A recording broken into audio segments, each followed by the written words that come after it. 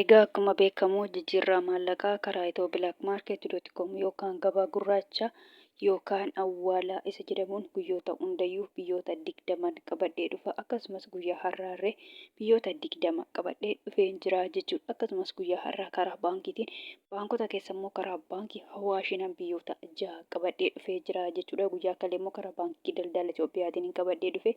Guyyaa har'aa immoo karaa baankii Hawaashiin qabadhee dhufee jira jechuudha. Salphumatti biyyoota 6 qabadhee dhufe.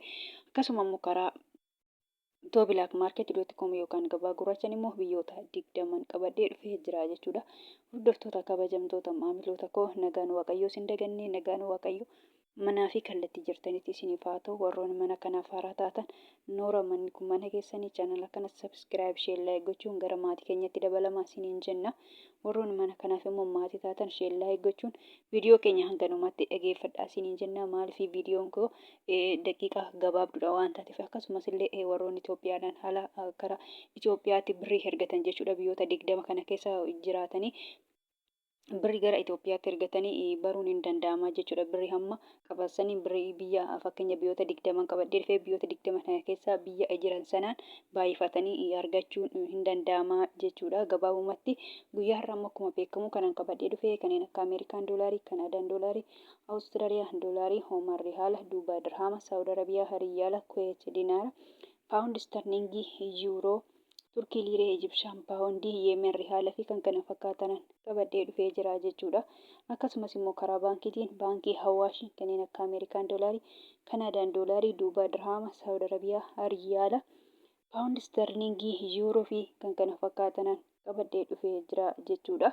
Amma guyyaa hundayyuu Ameerikaa doolaarii irraa hin ka'a. Amma Ameerikaa doolaarii irraa hin ka'a jechaadha. Ameerikaa doolaariin tokko guyyaa har'aa karaa itoo blackmarket.com yookaan gabaa gurraachaan birrii 100 fi birrii 57 fi saantiba 68 jechaadha. Akkasuma immoo Ameerikaan doolaarii tokko guyyaa har'aa karaa baankiitiin baankii Hawaashiin birrii 100 fi birrii 32 fi saantiba 32 jechuudha. Guyyaa har'aa immoo biyyoonni dabalanis jiru, biyyoonni hir'isanis jiru, biyyoonni akka fedheechatti ta'anis jiru jechuudha. Fakkeenyaaf birriin guyyaa har'aa birriin Paakistaan, birriin Yemen, birriin Hindii akkuma kaleessatti jiru jechuudha. Hin daballees hin hir'isnes akkuma kaleetti jiru jechuudha. Kanan biraa immoo Awustiraaliyaa doolaarii, yuuroo, paawundii fi birriin Israa'el qannasanii jiru. Xiqqoo qannasanii jiru. Salphumatti biyyoonni afur qannasanii jiru. Biyyoonni sadii immoo akkuma kaleessatti jiru. Gabaabumatti ana qabadhee dhufe keessa biyyoonni 13 dabalanii jiru jechuudha. Biyyoota 20 keessa biyyoonni 13 guyyaa har'aa dabalanii jiru jechuudha. Amma kan itti aanu Kanaadaadha. Kanaadaa doolaariin tokko karaa itoo blackmarket.com yookaan gabaa gurraachaan birrii 100 fi birrii 15 fi saantiba 60 jechuudha. Akkasuma immoo Kanaadaa doolaariin tokko guyyaa har'aa karaa baankiitiin baankii Hawaashiin birrii 86 fi saantiba 33 kan itti aanu Awustiraaliyaadha. Awustiraaliyaa doolaariin tokko karaa itoo blackmarket.com yookaan gabaa gurraachaan birrii 100 fi birrii 2 fi saantiba 11 kan itti aanu Oomaan rihaalli tokko karaa itoo blackmarket.com yookaan gabaa gurraachaan birrii 400 fi birrii 10 fi saantiba 31 Duubaay dirhamiin tokko karaa itoo blackmarket.com yookaan gabaa gurraachaan birrii 42 fi saantiba 96 akkasuma immoo Duubaay dirhamiin tokko guyyaa har'aa karaa baankiitiin baankii Hawaashiin birrii 32 fi saantiba 52 jechaadha. Kan itti aanu Saawudiidha. Saawud Arabiyaa riyaaliin tokko karaa itoo blackmarket.com yookaan gabaa gurraachaan birrii 41 fi saantiba 99 jechuudha. Akkasuma immoo Saawud Arabiyaa riyaalli tokko karaa baankiitiin baankii Hawaashiin birrii 31 fi saantiba 84 kan itti aanu Kuweet dinaarri tokko karaa itoo blackmarket.com yookaan gabaa gurraachaan birrii 500 fi birrii 15 fi saantiba 10 Bahareen dinaarri tokko karaa itoo blackmarket.com yookaan gabaa gurraachaan birrii 400 fi birrii 18 fi saantiba 27 Chaayinaa yuwaan tokko karaa itoo blackmarket.com yookaan gabaa gurraachaan birrii 21 fi saantiba 94 Joordaan dinaarri tokko karaa itoo blackmarket.com yookaan gabaa gurraachaan birrii 200 fi birrii 22 fi saantiba 45. Kan itti aanu paawundiidha. Paawundi sterlingiin tokko karaa Itoo Black Market .com yookaan gabaa gurraachaan birrii 200 fi birrii 13 fi saantiba 56 jechuudha. Akkasuma immoo paawundi sterlingiin tokko guyyaa har'aa karaa baankiitiin baankii Hawaashiin birrii 100 fi birrii 76 fi saantiba 71. Kan itti aanu yuuroodha. Yuuroon tokko karaa Itoo Black Market .com yookaan gabaa gurraachaan birrii 100 fi birrii 81 fi saantiba 53.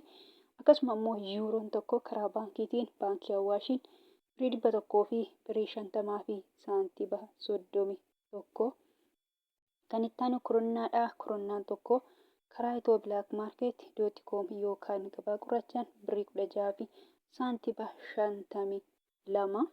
Kan itti aanu turkiidha. Turkii liireen tokko karaa Itoo Black Market .com yookaan gabaa gurraachaan birrii 4 fi saantiba 00. Kana jechuun birriin turkii tokko guyyaa har'aa birrii Itoophiyaatti birrii 4 ta'a jechuudha. Kan itti aanu Ijipshaan paawundiidha. Ijipshaan paawundiin tokko karaa Itoo Black Market .com yookaan gabaa gurraachaan birrii 3 fi saantiba 17. Yemen rihaalli tokko karaa Itoo Black Market .com yookaan gabaa gurraachaan 0 saantiba 64. Israa'el shikiliin tokko karaa Itoo Black Market .com yookaan gabaa gurraachaan birrii 43 fi saantiba 76. Paakistaan ruupeen tokko karaa Itoo Black Market .com yookaan gabaa gurraachaan 0 saantiba 55. Kan itti aanu hindiidha. Hindiyaa ruupeen tokko karaa Itoo Black Market .com yookaan gabaa gurraachaan birrii 1 fi saantiba 83 sharafamaa oolee jira yookaan jijjiiramaa oolee jira jechuudha. Kun salphumatti karaa Itoo Black Market .com yookaan gabaa gurraachaan biyyoota 20 akkasumas karaa baankota keessa immoo guyyaa har'aa karaa baankii Hawaashiin biyyoota 6 jechuudha. Egaa salphumatti oolmaa sharafaa guyyaa har'aa karaa baankiitiinis ta'e karaa Itoo Black Marketiin kana fakkaata jechuudha.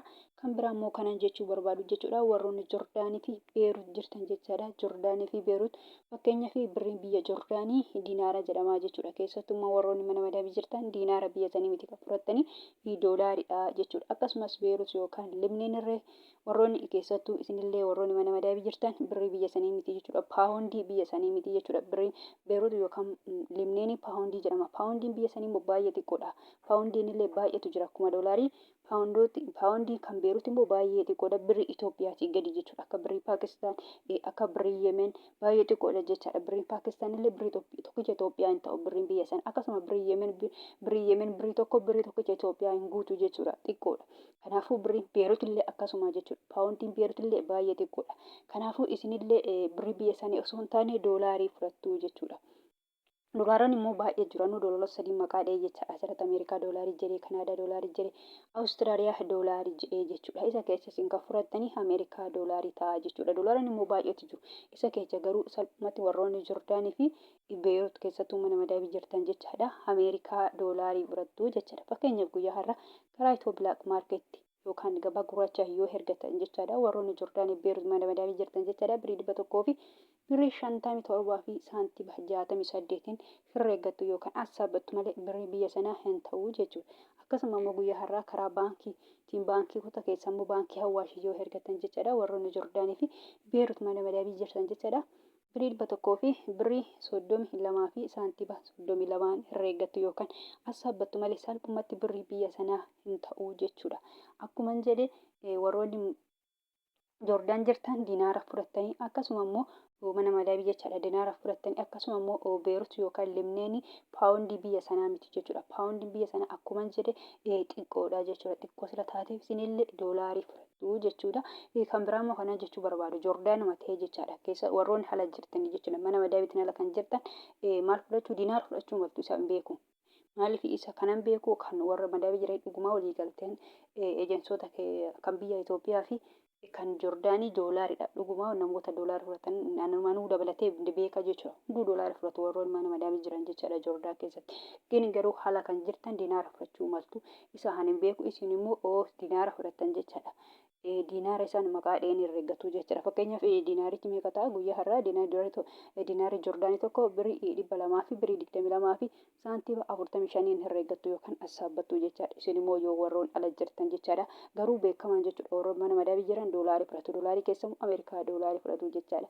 Egaa gabaabumatti viidiyoon kanarraa kana fakkaata. Viidiyoo birootiin hanga walitti deebinutti nagaa ta'a.